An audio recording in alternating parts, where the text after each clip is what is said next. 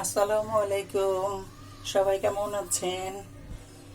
সবাইকে ওয়েলকাম। এসো সহজে রান্না শিখি। এই আজ আমি আপনাদেরকে কিভাবে বিফ কাবাব মানে গরুর মাংসের কাবাব তৈরি করা যায় সেটা দেখাবো। তো এটা তৈরি করতে আমার গরুর মাংস লাগবে 500 গ্রাম, 250 গ্রাম ছোলার ডাল বা বুটের ডাল, তেজপাতা, জিরা, 4টা এলাচ, 2 টুকরা ডালচিনি, হলুদ এবং লবণ, আদা বাটা, শুকনা মরিচ বাটা, রসুন বাটা এবং পেঁয়াজ, তেল। এখন আমি শুরুতেই মাংসটা প্রেসার কুকারে দিয়ে দিব। তো প্রেসার কুকারে দিয়ে দিলাম মাংস। শুরুতেই আমি মাংসটা প্রেসার কুকারে দিয়ে দিলাম। মাংসটা আমি ছোট ছোট টুকরা করে কেটেছি। এতে মাংসটা সিদ্ধ তাড়াতাড়ি হবে এবং বাটলে খুব মিহি হবে। আর ছোলার ডাল 2 থেকে 4 ঘন্টা আগে ভিজিয়ে রাখতে হবে। না ভিজিয়ে রাখলে এটা আবার সিদ্ধ হবে না। আমি প্রথমে ছোলার ডালকে 4 ঘন্টা আগে ভিজিয়ে রেখেছিলাম। এখন আমি ছোলার ডাল দিচ্ছি।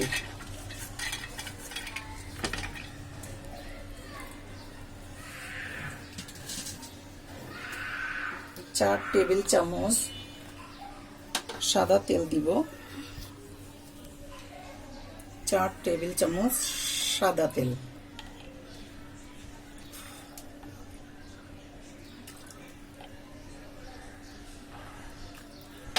সাদা তেল দিলাম। আমি অতি অল্প মশলায় ঘরে থাকা মশলা দিয়ে কিভাবে কাবাব তৈরি করতে হয় সেটা দেখাবো।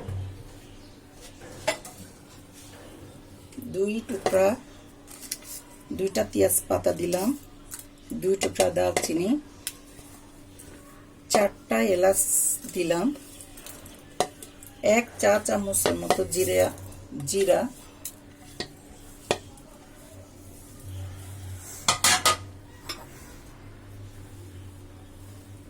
2 টেবিল চামচের মতো পেঁয়াজ,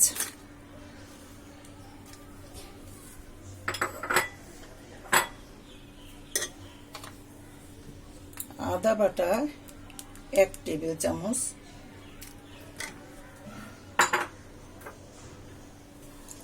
রসুন বাটাও 1 টেবিল চামচ,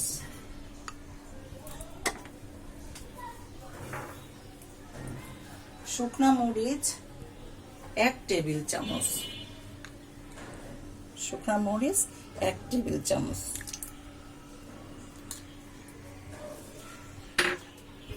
লবণ 1 টেবিল চামচ আমি লবণ দিব।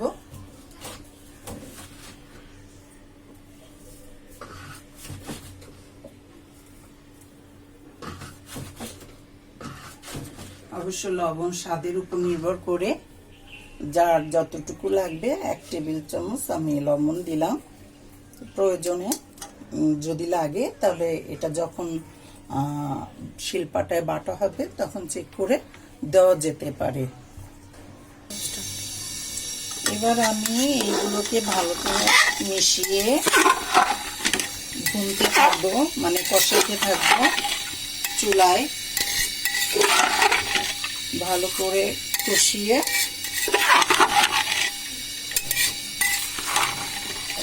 কষানো হয়ে গেলে, মশলাটা কষানো হয়ে গেলে এরপর আমি পানি দিব। এভাবে আমি সময় চুলার মধ্যে কষাইতে থাকবো। মাংস থেকে একটু পানি বেরোচ্ছে, এই পানি দিয়ে আমরা এটাকে ভালোভাবে কষাইতে থাকবো। পানিটা যখন শুকিয়ে যাবে তখন বুঝবো আমাদের কষানো হয়ে গেছে। এভাবে কষাতে কষাতে তেল উঠে যাবে। আর এই কাবাবটা তৈরি করে যত ভালো করে কষানো হবে তত হাফ বাড়বে। তো আমি এখনো কষাচ্ছি, আর ক্যামেরা অফ হয়ে যাওয়ার কারণে আমি হাফ চা চামচ হলুদ গুঁড়া দিয়েছি এবং 1 চা চামচ ধনিয়া গুঁড়ো দিয়েছি। এটা দেখা যায় নাই। বারবার আমাদের নাড়াতে হবে যাতে নিচে লেগে না যায়। যেহেতু এটা আমরা অল্প তেল দিয়ে করছি আর এতে অল্প তেলই লাগে, এটাকে আমাদের ঘন ঘন নাড়াতে হবে। আমার ভালো করে কষানো বা ভুনা হয়ে আছে। এবার আমি পানি দিব 1 কাপ।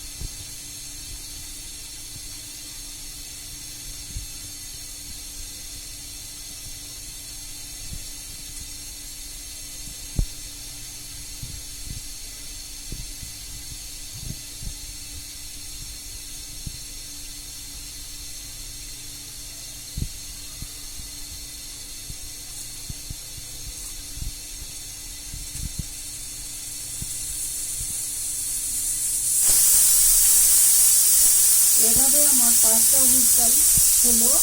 এবার আমি জাল বন্ধ করে দিয়ে 5 মিনিট অপেক্ষা করব। এখন আমি জালটা বন্ধ করে দিচ্ছি। এবার আমি 5 মিনিট হয়ে আছে, প্রেসার কুকারটা খুলে দেখব যে কি অবস্থায় আছে। হ্যাঁ, যদি বাষ্প থাকে তাহলে এভাবে সরায় বাষ্প তুলতে হবে। তো আমি খুলে দেখলাম আমার প্রেসার কুকারটা খুলে দেখলাম যে আমার কিছুটা পানি আছে। এটাকে জাল দিয়ে পানিটা ভালো করে শুকায় ফেলতে হবে। তারপর আমরা এটাকে ব্লেন্ডারে কেউ অথবা শিলপাটায় ভালো করে বেটে নিতে পারবো। এখন আমি এটা পানিটা জাল দিয়ে শুকায় ফেলছি। এভাবে পানি কষাতে কষাতে আমার শুকায় গেল। এখন আমি জাল বন্ধ করে দিব। এমন হলে তারপর একটু ঠান্ডা হয়ে গেলে আমি বাটা শুরু করব। এখন আমি জাল বন্ধ করে দিই এবং একটা বাটিতে উঠায় এটাকে ঠান্ডা করব। ঠান্ডা করার পর আমি এটাকে শিলপাটায় বাটবো।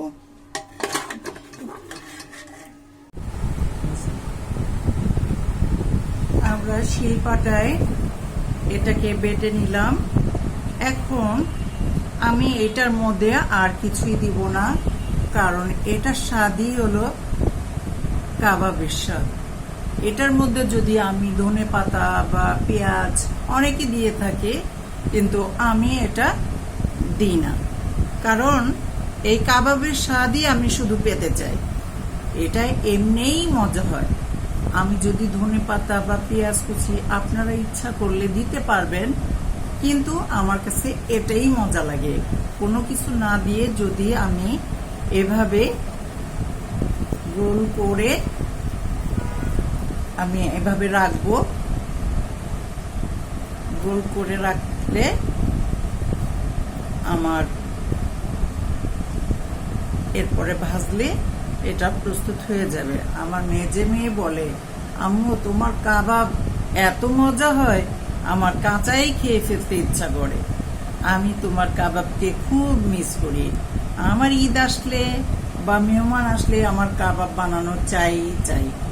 এই কাবাব প্রত্যেকে পছন্দ করে। এটার মধ্যে আর কিছুই মিশাতে হবে না। তো আমি এভাবে কাবাবগুলো গোল করে করে প্লেটে রাখবো। আর এভাবে যদি আমরা ফ্রিজেও রেখে দিই তো আমরা 2 মাস পর্যন্ত এটাকে বের করে আস্তে আস্তে আমরা খেতে পারবো। এটাকে দীর্ঘদিন পর্যন্ত ফ্রিজে রাখা যাবে। হ্যাঁ, এবার আমি ভাজার জন্য আসলাম। তো ভাজতে আমার একটা ডিম লাগবে। এর মধ্যে আমি 1 চিমটি লবণ দিয়ে ডিমটাকে ফেটাবো। তার আগে আমি চুলায় তেল গরম হতে দিয়েছি। তেল ফ্রাই প্যানে গরম হতে দিয়েছি। তেল গরম হতে থাকুক, আমি ডিমটা ফেটিয়ে নিই। 1 চিমটি আমি লবণ দিব।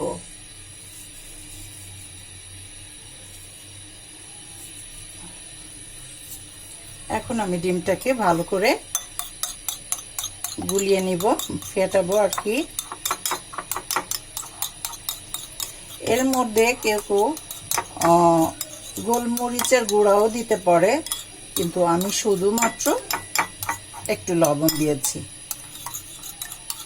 গোলমরিচের গুঁড়ো দিলেও অনেক স্বাদ হয়, আর একটু লবণ দিয়েছি তাতেও কম স্বাদ হবে না, ভালোই স্বাদ হবে।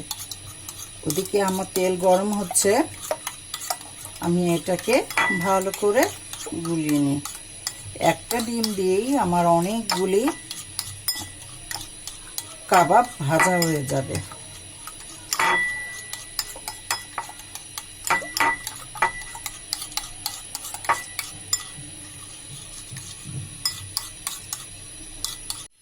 এদিকে আমার তেল গরম হয়ে গেছে, আমি মৃদু জালে আস্তে আস্তে করে এটা ভাজবো। এখন আমি কাবাবটাকে ডিমের মধ্যে চুবাইয়া সরাসরি তেলে দিয়ে দিব।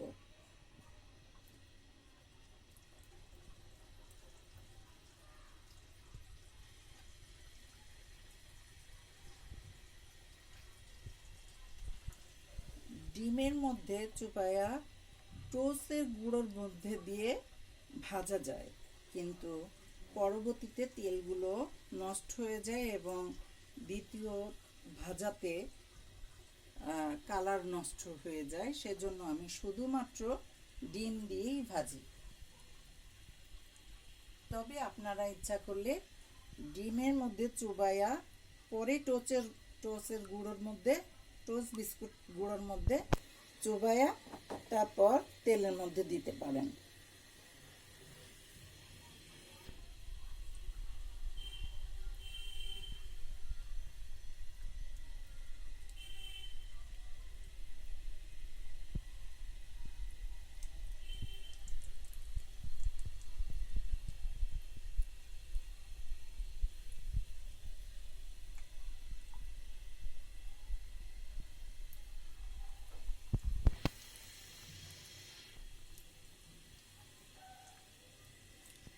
আমার রান্নাঘর একটু ছোট হয়, একটু অসুবিধা হচ্ছে।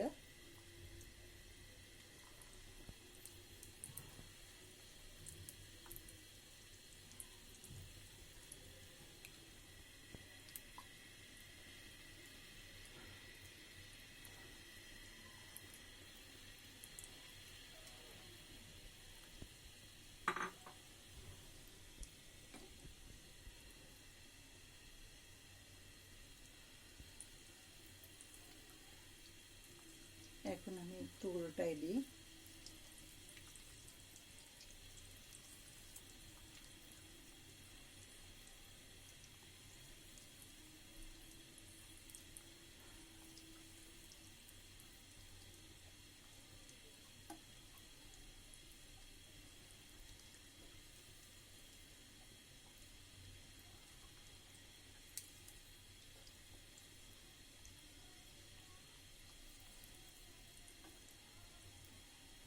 যখন দুই পাশ বাদামি কালার হয়ে যাবে, বাদামি রঙের হয়ে যাবে, তখন এটাকে উঠাবো।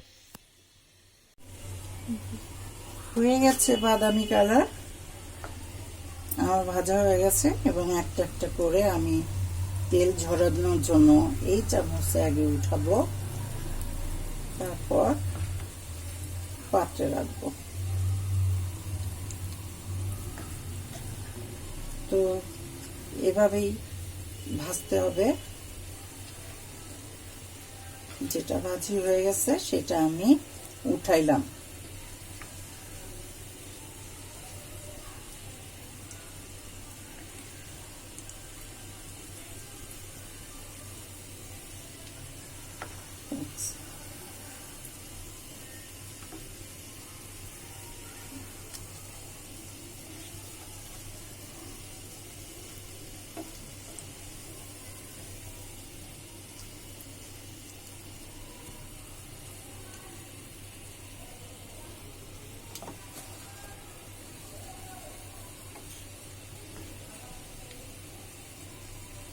দুই পাশেই আমার বাদামি কালার হতে হবে।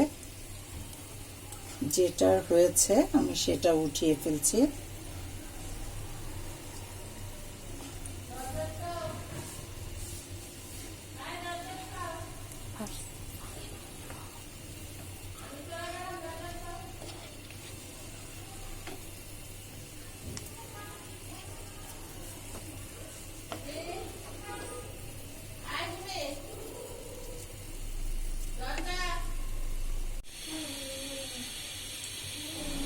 এভাবে ভাজতে হবে, বারবার একটু কিছুক্ষণ পর পর উল্টায় দেখতে হবে যাতে পুড়ে না যায়।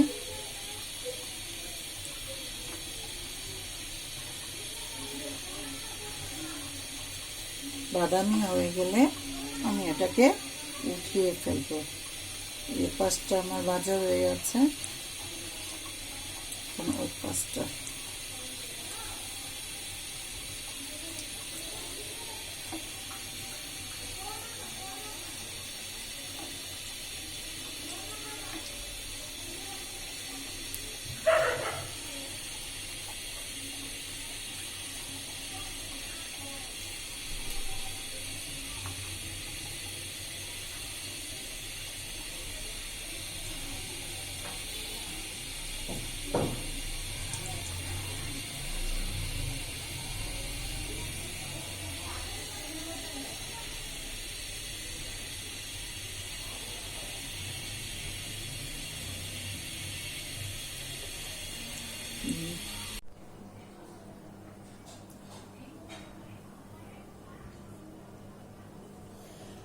হয়ে গেল আমার কাবাবগুলো গোল করা। এইগুলো সব হয়ে গেল। কিভাবে সংরক্ষণ করা যায় ফ্রিজে 2 মাস সেটা আমি দেখাবো। এমন এয়ারটাইট একটা টিফিন বক্সে এভাবে গুছিয়ে রেখে দিলে 2 মাস পর্যন্ত ভালো থাকবে। যখন আমরা ভাজবো তার আধা ঘন্টা আগে বের করে আমরা ডিম গুলিয়ে ভেজে নিয়ে সার্ভ করতে পারবো। হয়ে গেল আমার বিফ কাবাব। এই কাবাব আশা করি সবাই বানিয়ে খাবেন এবং সবারই কাছে ভালো লাগবে, মজা লাগবে। আমার এখানে যারা খেয়েছে সবার কাছে মজা লেগেছে। সুন্দরভাবে সবাই দেখার জন্য আপনাদের সবাইকে ধন্যবাদ। আল্লাহ হাফেজ।